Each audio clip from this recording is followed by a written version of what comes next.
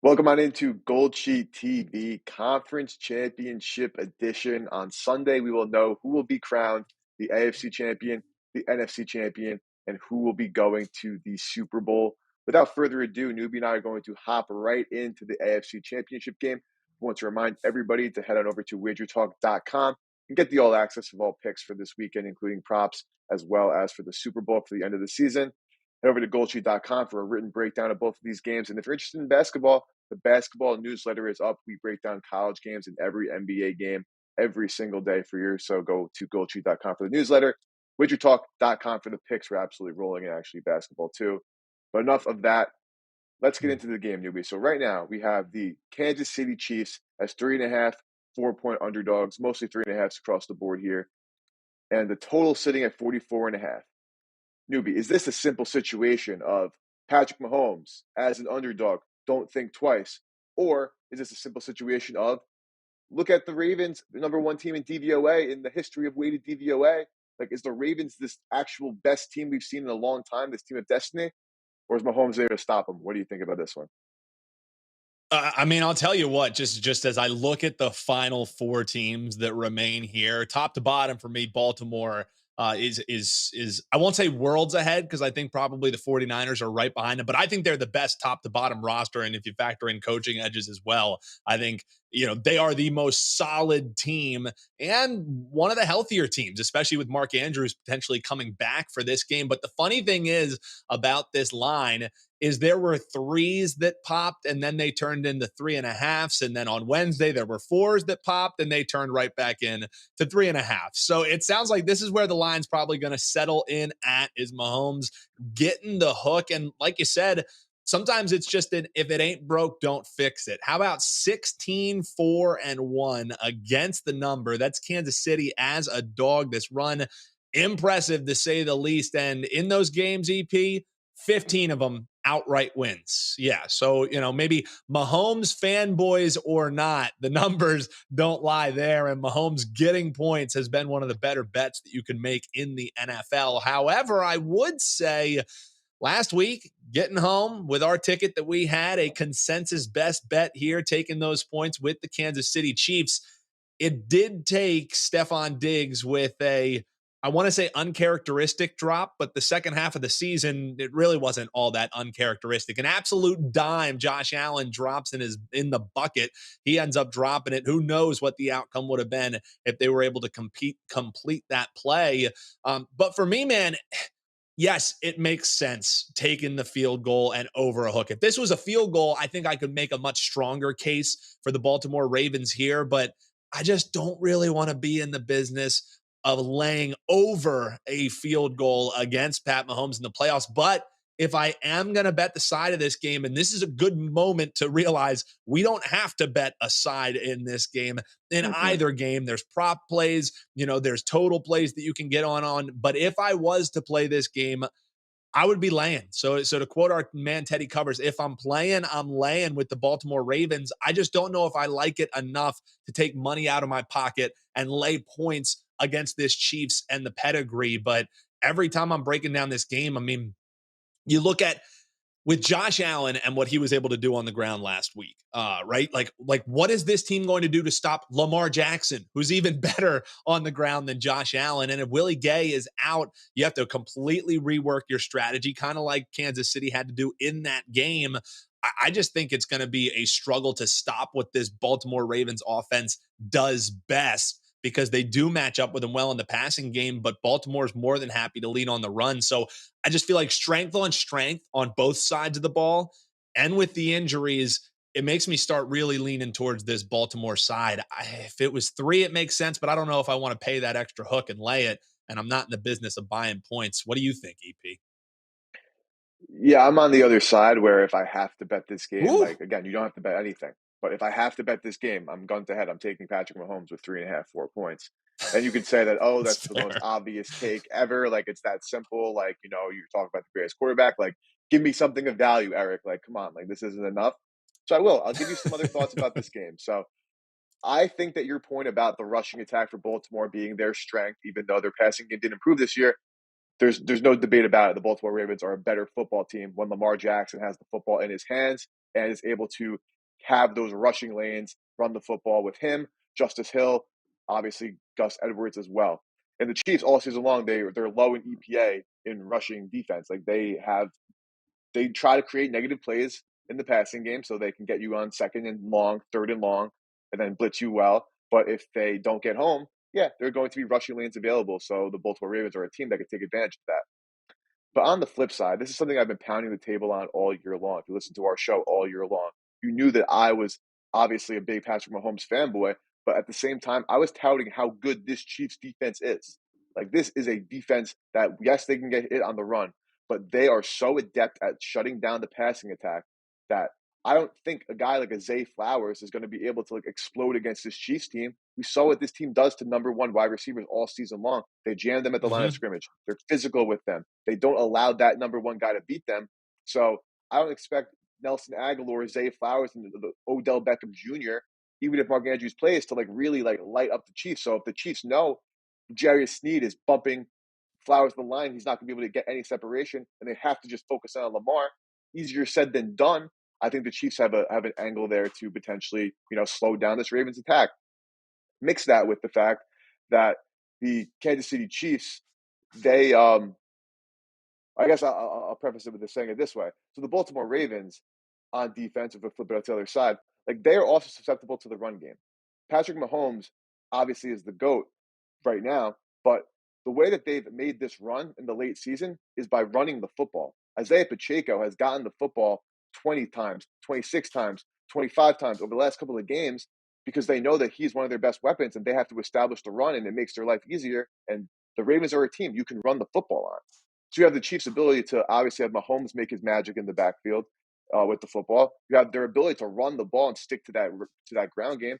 Travis Kelce looks like he's remembered how to play football in the playoffs. So I think that this is just I don't think the Ravens are really so much better than the Chiefs. The last thing I'll say here, though, and the way that the Ravens will dominate this game, is we've seen this Chiefs offensive line get beat up a couple of times. I'm talking about just bullied, like that game on Christmas against the Raiders. They just absolutely bullied them. There's been times this season where literally Donovan Smith is the most penalized tackle in football. He gives up penalties. So if they're shooting themselves in the foot and the Ravens' relentless pursuit on defense and the defensive line bullies this offensive line for the Chiefs, then yeah, I think it could be a long day for Kansas City. But I'm just not in the business of laying points against Patrick Mahomes. It honestly comes down to that. And it's not even just that this Chiefs team is only Mahomes. Yes, this offense took a step back this year, but this is the best defense he's ever had by a decent margin. Yeah, I would definitely agree with that as far as it being the best defense that Pat Mahomes has had, although I may even argue that it's one of the worst offenses that he's had, if you can say a Pat Mahomes offense is bad. But for me, man, one thing that I do really like, and it kind of aligns with what you're saying, if that pass rush is just relentless for this Ravens side, I think getting the ball out of Pat Mahomes' hands is going to be an absolute must. And I think you may also see his rushing total increase. But I think a way that I'm going to attack it, you mentioned Isaiah Pacheco and the way that this guy runs. He runs so angry. He was even in a press conference having, the reporters, he's seen all the jokes that they had that he runs like he's trying to bite the grass or hurt the grass. This is what the guy does. When he gets the ball in his hand, he runs angry. I think you may potentially see him get the ball in his hands in the passing game, which is why the bet I have for you in this game is going Pacheco over his receiving yards. I got it at 15.5. There may still be those out there, but this thing's probably going to close closer to 18, 19.5. And I like it up to that.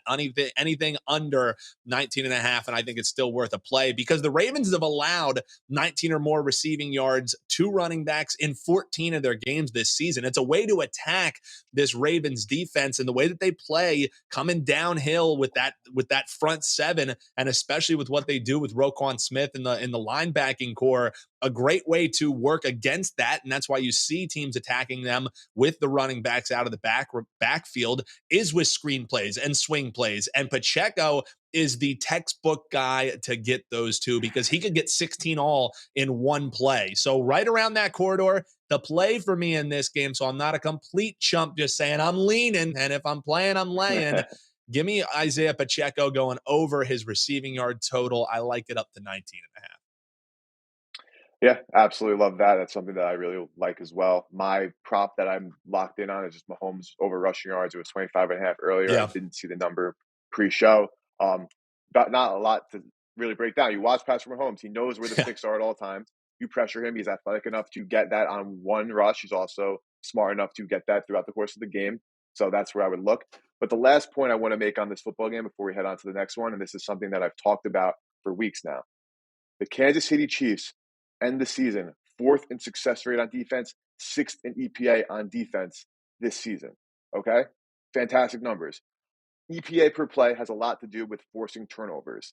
The Kansas City Chiefs are 24th in turnover EPA. They are 28th in fumble recovery percentage, and they are one more stat, where'd it go? And then in every other metric, they are number one exposed to pass allowed, 12th in average depth to target, third in defending the middle of the field, and first in pressure rate as a pass defense. So this is a defense that has absolutely dominated, and it's going under the radar, but they are doing it without forcing turnovers. We saw them force turnovers against Tua and Miami, Tua and Miami in Kansas City in that cold game. So like there it was there. But if you watch that game, they had that ball that came out and the Chiefs defensive player tried to scoop and score. All they had to do was dive on it. Then we're not even talking about the Stephon Diggs throw down the field and the missed Yep. field goal and what transpired there and the True. Mecole Hardman fumble. Like so the moral of the story here is turnovers are a luck thing. Turnovers are something that has merit to it that you don't quantify. Like we'll talk about in the Lions game, they get lucky with turnovers. That's why they're in the position they are, in my opinion. The Chiefs have gotten unlucky with turnovers, and they're still one of the best defenses in football. So if the Yep. Ravens cough up the football and Patrick Mahomes gets the ball, it has to go only 30 yards, 40 yards, 50 yards to 60, 70, 80 yards. That is why I just think that it's too – you just can't give up the points here. Then also you have these two field goal kickers, and the teams will take the points. Like Tucker's good enough to stick in a kicking duel with Justin Tucker. So Oh, I yeah. again two plays here: Pacheco over rushing, receiving. Excuse me, Pacheco over receiving, Mahomes over rushing, and to me, it's if I'm playing, I'm taking Patrick Mahomes. But we could Yeah. wrap up the Yeah. discussion on this And one. Let's even us Yeah, after and you. even last thing is just, last thing I have to mention is as you're talking about Butker and Tucker, these are two of the better kickers in the game. So if you are a person who is looking towards betting the total and looking towards betting the total under, it was 45.5. It's ticked down to 44. So that seems like, that's kind of the market sentiment. Under doesn't mean that these kickers aren't going to get opportunities. And these are two teams who will trust their kickers. So if you like under, almost correlated is taking two kickers over their attempted field goals or made field goals. I haven't bet it myself, but just hearing you talk there, really something that might end up making my card. So that's just the last thing that I wanted to add in there was as far as the kicking props. I think you're spot on that. Yeah, definitely something to consider. Absolutely. Let's talk some NFC Championship game. Let's shift that focus. The 49ers open at 6.5 points, but now laying a pretty solid 7 across the board.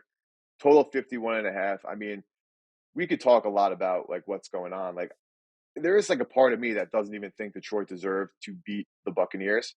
We definitely know for a fact the 49ers hardly deserved to beat the Packers if they didn't really deserve it. I mean, they did a good job at the end of the game not folding, but newbie, how are you viewing this one? Because are the Lions truly this like similar to the Ravens where like I guess not that similar, but like they are the team of destiny, like they have the Cinderella story, like the script writers are writing the Lions into this playoff series, or the 49ers is simply the much better football team? Is this a game that they should flex their muscles after having like those 2 weeks of rust kind of hopefully alleviated?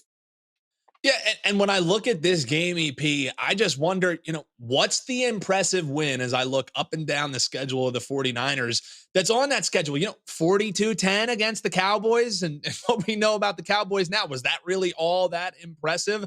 That's what stands out to me, because since the start of December, they beat an Eagles team. Maybe they put out the script on the Eagles. You can debate that, but that was a team that I thought was absolutely dead. And then you beat Drew Lock and the Seahawks. You beat the Cardinals.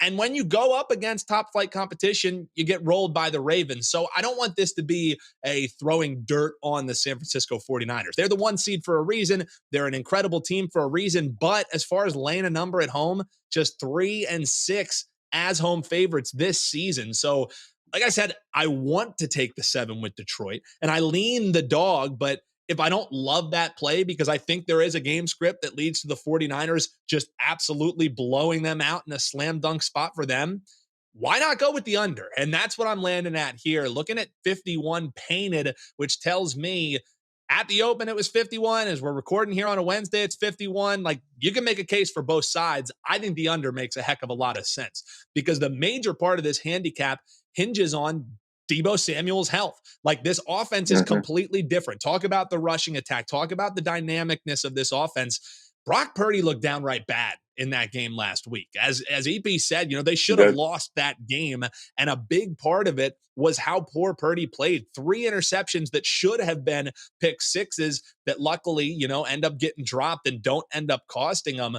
But if there is no Deebo, I think you're getting a really good number at 51. And the other part of the handicap that gives me pause about the Lions and thinks this may be a runaway game for the 49ers is this Lions offense going on the road and Jared Goff playing outside. I don't care if he's going home to California. You can leave all those narratives for the pregame and postgame show. I think they could potentially struggle against this 49ers defense if the pass rush can get home. That's part of what it Of hinges as course. well. But I just think sitting at 51, the number makes a heck of a lot of sense to me. If I want to find a way to bet on the dog, picking the correlated side of the total and going towards the under is a way to do that and still protect myself. 49ers could win by 14, 21 points, and this game still goes under if this offense plays as poorly as they could potentially play. Lions defense, do they step up a little bit? I think that's asking for a lot, but if there is no Deebo Samuel, it's a little bit easier of a path to do that. So I'm locking it in now before we get injury news. I'm going with the under 51 and just a little lean here to the dog getting the 7, but that's not going to be on my ticket come Sunday. Yeah, so the Debo news is absolutely a big thing for this one, and it seems like Mm-hmm. regardless if he suits up, he's going to be a decoy in this situation because, like, they came out and said it's literally the same type of injury that he had earlier in the season that forced him to miss 2 games. Obviously, now that's the NFC Championship game, I'm sure they're more inclined to get him on out there. But I see your point with the under, and there's just a topic that I've discussed again at nauseum this season long. Everybody is giving Jared Goff his flowers, and in some respects, rightfully so. Like, Jared Goff did a decent job this season. Like, you look at his numbers, you're like, okay, like Goff was overall a good quarterback this year. But the one thing that I think gets so lost in the woods is that the Detroit Lions were 25th in neutral pass rate on offense this season. If you don't know Mm-hmm. what that means they ran the football almost as much as possible. Why? Because Jameer Gibbs is good and David Montgomery is good? Sure. But because they're scared to death of Jared Goff making the key critical mistake. That was Jared Goff's MO throughout his entire career. And while I do respect the Cinderella story, and I'm not trying to root on the downfall of my fellow Detroit people, I know a lot of them that we know at the company, like, I just don't think that this team is nearly as good as their record and are nearly as good as do I think that they're the second best team in the NFC after what we've seen from even Green Bay, who beat the brakes off of Detroit on just Thanksgiving Mm-hmm. not too long ago. Like, I don't even think the Lions are the second best team in the NFC conference. Um, so that's just my first thing. Is like Jared Goff. Like, I'm not trying to. I know I sound like a hater because every person who is basically basic and doesn't really look into the advanced stats is like, oh my God, Goff's having a great season. They're scared of him. Like, he had such a Mm-hmm. shitty middle of the season stretch where he turned the ball over when they did have those couple of losses, and he was part of that reason. And then now you pair it with this defense that is one of the worst defenses in the NFL. I just don't know how you expect success. Like, this is a team that has relied, opposite the Chiefs. They've relied so heavily on turnovers at big times. Like, you pick off Nick Mullins 4 times, you better win that game, even though he dropped 400 on your ass. Like, this is a bad It's defense. true. But back to Goff, though, finally. This is something, shout out to Cleve TA, one of the best in the business. The 49ers are one of the best teams defending the pass in the middle of the field. And the Lions, right now, from some numbers, they are the 3rd team in the NFL in middle of the field attempt percentage, meaning they love to target the middle of the field. Mm. And they're 4th in EPA, so they're good at it. But the 49ers with Fred Warner and Dre Greenlaw are one of the best middle of the field Yeah. defenses in football. And in this situation where Goff has faced other defenses that defend the middle of the field as well as they do, Those are the Bears, obviously twice, Baltimore earlier in the year, and Atlanta. Jared Goff had a negative 0.99 EPA and had 3 touchdowns, 6 interceptions, and only managed this team to get to 17.5 points per game. So that was 3 of his 5 worst games this season have come against defenses that play similarly to the 49ers.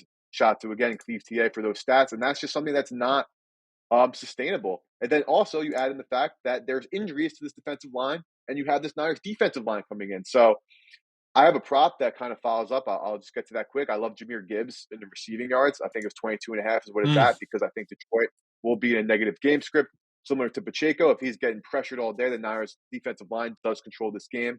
It's going to be the Gibbs show, because why would they not give the ball to their second best offensive weapon, realistically, behind Amon-Ra St. Brown here?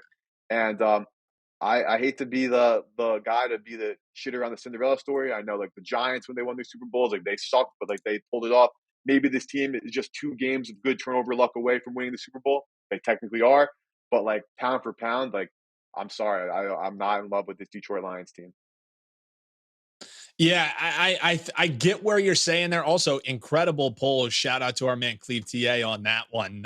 That's a very telling stat, and I completely echo your sentiments as far as the linebacking core. You know, everybody talks about the offense for this 49ers, but the unsung heroes are what is happening right there in that back part of their front seven for sure. So, yeah, I definitely get it, and that's why, again, like, I don't have to have a play on the side. And I also think Mm-hmm. if you are going to play Detroit, you just play a money line, because look at what the Packers were able to do. If it's a close game, it's going to be a close game. You know what I mean? So take a really nice number at the money line.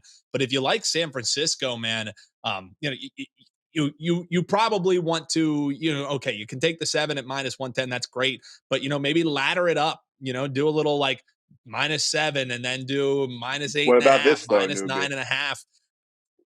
What about just straight up teasing the Chiefs and the Niners and not thinking twice? I'm so glad you brought that up, because as we were wrapping here, and again, my only play on this game is under. I'm going under the 51. That's the play for me. But I was going to ask you that before we signed off, was as far as any of the 4 sides this week, what would your ideal teaser leg be? Because we talk about it all the time. You know, yes, they're not advantage, this, that, and the other thing. Do whatever you want, but which sides would you tease? You know, even if you weren't talking about going through 0, and I'm with you. Like, if there was one teaser I would put in this weekend, give me KC at 10 and Yeah. give me San Francisco at essentially the pick 'em, right? Like, that's the only, like, Yep. I would rather do that than take Detroit up to 13, if that makes sense.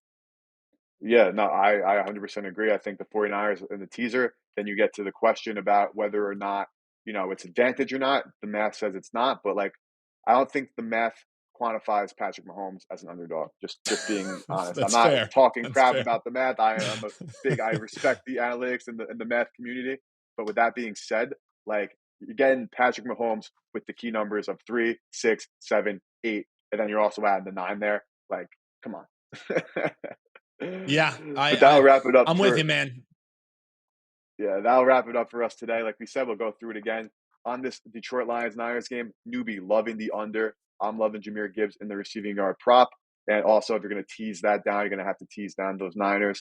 And the KC Baltimore game, we have Patrick Mahomes over rush yards, Pacheco over receiving yards. And honestly, I guess your guess is as good as ours on this one, but we would definitely consider teasing up the Niners. But shout out to everybody. We will be back probably next week for just a little talk about the Super Bowl. We're going to figure out that schedule. But again, hit that like button. Leave us a comment below of your favorite plays, props, game lines, first quarter spreads, whatever it is in the comments below. Thank you, and we'll see you guys next time.